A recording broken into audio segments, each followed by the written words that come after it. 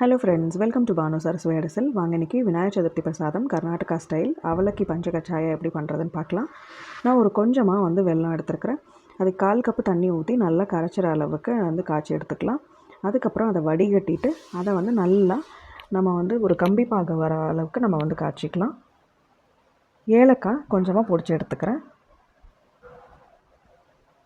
இப்போ இந்த பாகு நம்ம ஒரு ஸ்டிக்கியாக, அதாவது ஒரு ஸ்ட்ரிங் கன்சிஸ்டன்சி வர அளவுக்கு நம்ம காய்ச்சிக்கலாம். இதுக்கு தேவையான ஒரு முந்திரி, திராட்சை, கொஞ்சம் பாதாம் இதை போட்டு நான் நெய்யில் வறுத்து எடுத்துக்கிறேன்.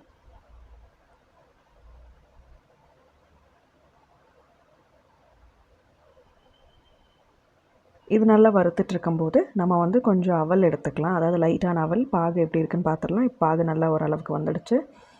இப்போ இந்த சமயத்தில் நெய்யில் முந்திரி, திராட்சையெல்லாம் வறுத்துட்டு நம்ம அவலோட கொஞ்சம் துருவின தேங்காவை எடுத்துக்கணும்.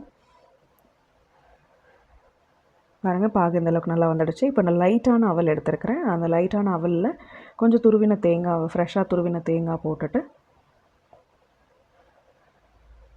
பொடிச்சு வச்சுருக்கிற ஏலக்காய் போட்டு சேர்த்து கலந்துக்கலாம்.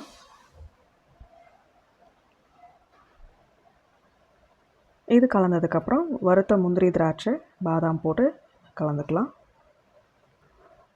இதோட பாகு காய்ச்சி வச்சுருக்குறோம் இல்லையா, அதை இதோட சேர்த்துக்கலாம்.